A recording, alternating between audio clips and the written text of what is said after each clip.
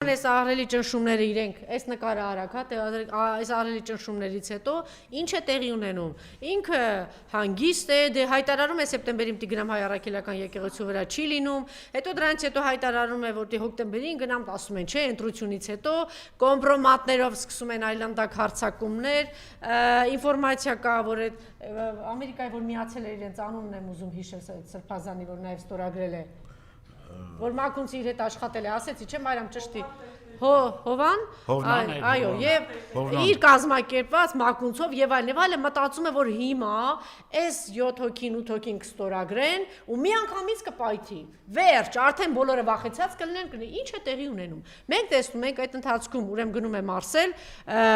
վեհապար հայրը, կաթողիկոսը գնում է այնտեղ եւ միանգ տարածվում է դիվանատնից հայտարարություն, որ նախ մի շարք թեմերի հոգեվորականներ աշխարհի տարբեր անկյուններից իրենց աջակցությունն ու զորակցությունն են հայտնում Հայ Առաքելական եկեղեցու եւ հայտարարում են, որ մենք կանգնած ենք վեհապար հոր կաթողիկոսի կողքը։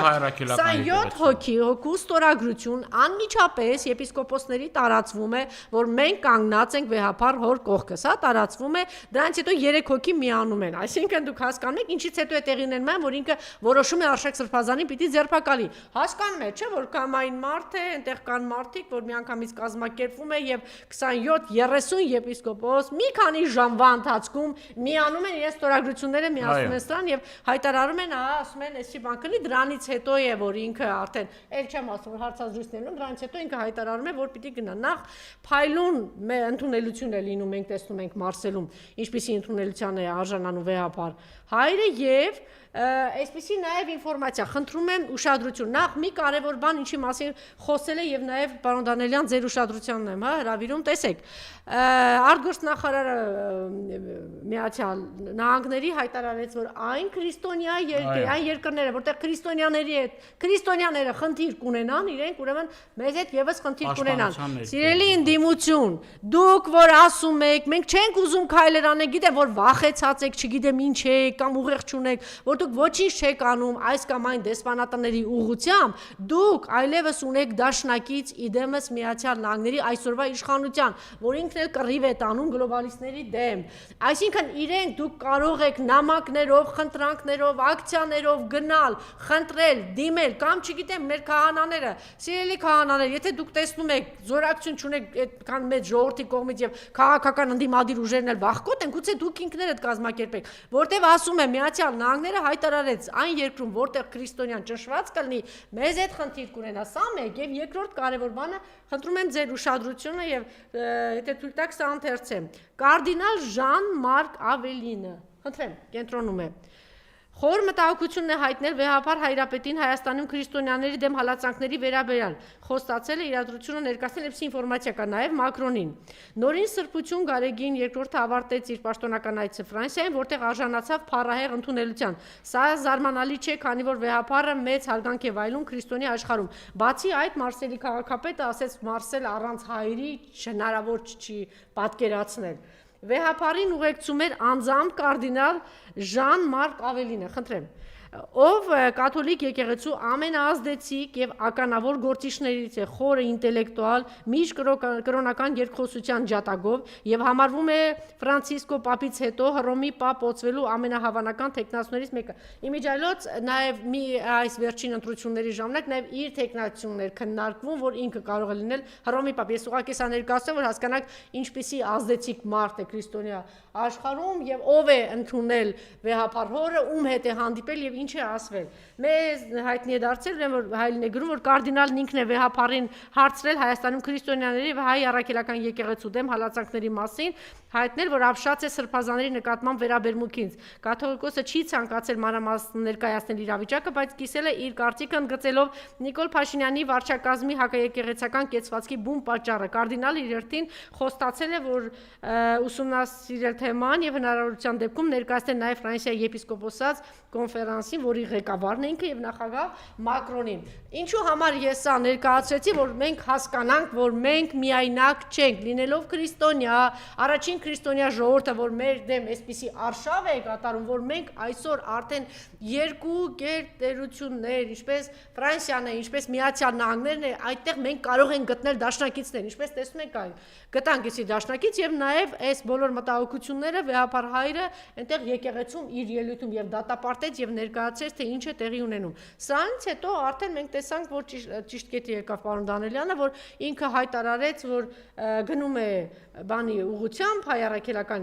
Մայր տաճարի վրա պիտի գնա, արդեն այսպես ասած իրենք փորձեցին հայտարարել եւ ազդարարել եւ ասել է այնտեղ պիտի հնչի հիմն։ Լևոն Զուրաբյանն է խոսել իմիջիալոց շատ հետաքրքիր է միշտ հետևել Լևոն Զուրաբյանին, որտեղ շատ դիպուկ է արտահայտում, ասել է, որ այս մարդը պատերազմ է,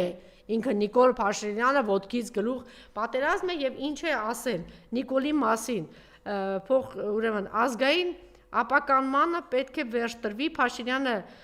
հավատադաշտ արշավը Գյումրիում էլ ավել եւ այլն Գյումրու մասին է խոստացել, այս ձախողները սակայն միայն ավելի են սրում մեր ներօրյա բռնապետացու մոլագարի ախորժակները, ստորև կցված գրամը ցույց է տալիս, որ գերագույն գլխավոր տգետը Նիկոլին է ասում Լևոն Զուրաբյանը, գերագույն գլխավոր տգետը չգիտի անգամ, որ հայ առաքելական եկեղեցին հիմնադրվել է Թադեոս եւ Բարդուղիմեոս առաքյալները եւ ոչ թե հայոց պետությունը, որտեղ Նիկոլի գրառման մեջ դա էր գրել 301 թվականին, տեղյակ չի կամ իրեն կատարյալ հիմարի տեղ է դրել հակագծերը, որ ամբողջ աշխարհում պետության եւ դավանանքների սահմանները չեն համընկնում, որովհետեւ չեն կարող ամբողջությամբ համընկնել պետական իշխանության եւ հոգեվոր իշխանության տիրույթներում։ Հայոց աշխարհի գերագույն գլխավոր հերձվածողն ու պարակտիչը այս բառը եկեղեցու գիտեք, որ այս հայտարարության մեջ էր, պետք է հեռացվի, եթե մենք ցանկանում ենք շարունակել գոյություն ունենալ որպես պետականորեն կազմակերպված ազգ։ Այո, ճիշտ է, ինքը հայտարարեց, որ գնալու է եւ ավելին հիմնա հնչեցնելու, բայց օրինակ իջեք դու մենք հիմա ոմանք ասում են եկեք հումորով վերաբերվենք, եկեք հանգիստ, դուք կասկած ունեք, որ իսկ իրա թիմի մեծ մասը DJ-ներ են, չէ՞ պարոն Դանյան։ DJ-ներն են, Ալենն էլ ասում է ես որ պարապ եմ մնում, գնում է էլի DJ-ություն անում։ Դեմ բանին էլի որ բոշային բերում են գցում են խալու վրա, խալուց գլորվում գնում է։ Հիմա այս հաջորդ առաջարկը կարող է լինի, օրինակ պատարակների ժամանակ սուպեր սակոին կանչեն, օրինակ երկի սուպեր սակոին։ Այո։ Այսինքն ինչ է նշանակում էլ այս ամեն ինչը մի բան է նշանակում է, որ այս մարդը նպատակը մեկն է, քանդել եկեղեցին, կատարել այն ապօրինի քայլերը, որոնք որ տանելու են մեր եկեղեցին պառակտման, ներազգային թշնամանքի եւ դրանից բխող բոլոր բացասական հետևանքների։ Ես այս ամեն ինչի նաեւ ուզում եմ ավելացնել, որ իր աջակցությունն ու իր զորակցությունն հայտնել հայ առաքելական սուրբ եկեղեցուն, մեծի տանն Կիլիկիո կաթողիկոս Արամ առաջինը,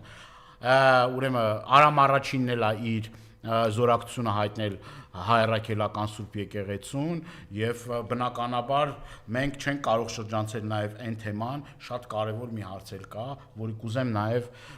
մեր հավատավոր ժողովուրդը մեր հեռուստադիտողները տեսնեն։ Բացի այն, որ պղծությունն է տեղի ունեցել, նաեւ այստեղ կա նաեւ բարոյական եւ նաեւ կանոնական շատ հստակ խախտումներ։ Ինչ է տեղի ունեցել երեք Շիրակի թեմում։ Շիրակի թեմի ձերբակալված կալանավորված ուրեմն առաջնորդը Միքայել Սրբազանը, որը ասեցի, որ առողջական շատ լուրջ խնդիրներ ունի, քրեակատարողական ԿԿԲ-ի պատվալում է գտնվում այդ մարդը, իր ասում հոգևոր եղբայր իրեն համարողները, որ ասում են մեր հոգևոր եղբայրն է, գնում են առանց իր թույլատրությամբ, որ էլի կանոնական խախտում է, որ առանց իր թույլատրությամբ եւ կոնկրետ հստակ Միքայել Սրբազանը իր նամակում նշել է, որ ոչ մեկ իրավունք չունի մտնի այդ եկեղեցին։ Իրենց հետ տանում են շրջիկ, այդ չգիտեմ, այդ թափառախումբը որ կա, տանում են այդտեղ, իրենց չգիտեմ, երաշտաղ մարդ են գտնում, որ ուրեմն այդ երաշտությունը հնչեցնի, չգիտեմ, մարդ են գտնում բերման ենթարկում, քահանա են բերման ենթարկում եւ այդ մարդիկ փաստորեն մասնակցում են նաեւ իրենց հոգեվոր եղբոր դեմ այս արշավին։ Այսինքն դուք պատկերացնում եք մարդիկ ոչ միայն դուրս են եկել Մայրաթորի դեմ, վեհապար տիրոջ դեմ, այլ իրենց եկեղեցուց դուրս է գալիս Վազգեն Սրբազան կոչվածը։ Եկեղեցից դուրս է գալու դրա հայտարարությունները լսեք։ Ասում եմ մենք բան ենք ազատություն ենք մաղթում։ Հասկանում եք այս ամեն ինչը, ինչ է կատարվում, սիրելի հայրենակիցներ։ Հանջարեղ ամբարոյականություն էլի ճիշտ է։ Այո, այսպիսի բան ասենք սա չլսված, չտեսնված, քու հոգևոր եղբայրը ու կոչ էր արել է Միքայել Սրբազանը, դուք եք տարածել։ Կոչ է արել, նամակ ա ուղարկել, ասել ա որ հանկարծ նման քայլի չգնաք։ Ու դուք գնացել եք այդ քայլին, այդ սրբապղծությանը դուք գնացել եք, դուք ոչ միայն տիրադավ եք, դուք ոչ միայն հերձված եք, դուք ոչ միայն գնում եք եկեղեցու դեմ, մեր ժողովրդի դեմ, այլ կոնկրետ սա այդ Միքայել Սրբազանի դեմ էլ է ուղղված այս ամեն ինչը, Շիրակի Այս Վազգեն էս ողորմելի հարցազրույցը Այո, հայ առաքելական եկեղեցու դեմ, այդ հայտարարություն, այս ամեն ինչը անցնելու է, բայց դուք ձեր հայտարարությունները հրապարակ են գալու։ Գևորգ Սրբազան ինչ է արել Մոսկվայում, վթարի ժամանակ ինչ ռուս աղջիկ եղել կողքդ, ոնց մահացել է, ոնց եք ծածկա դմփոցի արել, ով է քեզ բուժել, ոնց ես փրկվել, այս բոլոր այ անբարոյականներ, այս ամեն ինչը հրապարակ է գալու, չնայած այն օրվա իրենց գլխիկոր այս վիճակը որ կար, sense գլխիկոր արդեն པարզ էր էլի։ Ես խնդրում եմ ամփոփել պարոն Դանիելյան, սա մեր մեղավորությունը չի, որ այսպես է կարճ է ստացվում, բայց ինչ ասեմ, մյուս կողմից էլ պարոն Դանիելյանը 1000 կտոր չի լինելու։ Առավոտը ազգային ժողով հիմա այստեղ հետո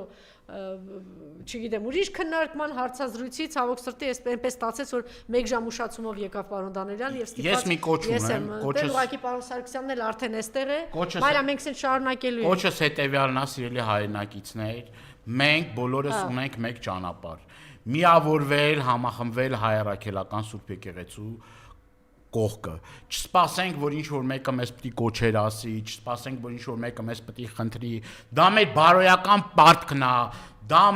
մեր բոլորիս անելիքն է, եւ որ ամենաբարձր հեղինակությունը վայելող հայ առաքելական Սուրբ եկեղեցին տարբեր հարցումներով ամենաբարձր վարկանիշը ունեցողն է։ Եվ ես էլ եմ գետնի վրա համոզվել, որ վեհապար Տերը,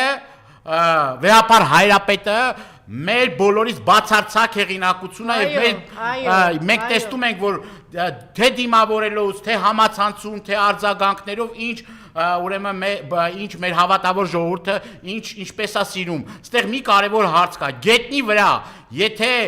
ուրեմն վեհապարն է ժամանում Հայաստան կամ պետք է լինում, ուրեմն մենք պետք է գնանք եւ մեր ներկայությամբ պետք է պաշտպանենք հայ առաքելական Սուրբ եկեղեցին։ Գետնի վրա, ոչ թե ստատուսներով, ոչ թե խոսքերով, ոչ թե ես իմ չգիտեմ իրենց բազմոցներին պարկելով, այլ գետնի վրա պետք է պաշտպանությունը տեղի ունենա։ Հասարակական գործիչներ, քաղաքական գործիչներ, չգիտեմ, հասարակ մարդիկ, միակ ձևը դա է, պաշտպանել մեր հորտունը, պաշտպանել մեր սրբությունները, պղծությունից պաշտպանել, ուրիշ տարբերակ չկա, ուրիշ տարբերակ գոյություն չունի, պաշտպանել մեր սրբազաններին, որոնք որ հանիրավի հիմի անազատության մեջ են։ Շնորհակալություն։ Ընդհանրապես պաշտպանել ինքներս մենք պաշտպանենք, շնորհակալ եմ պարոն Դանիելյան, մենք շարունակում ենք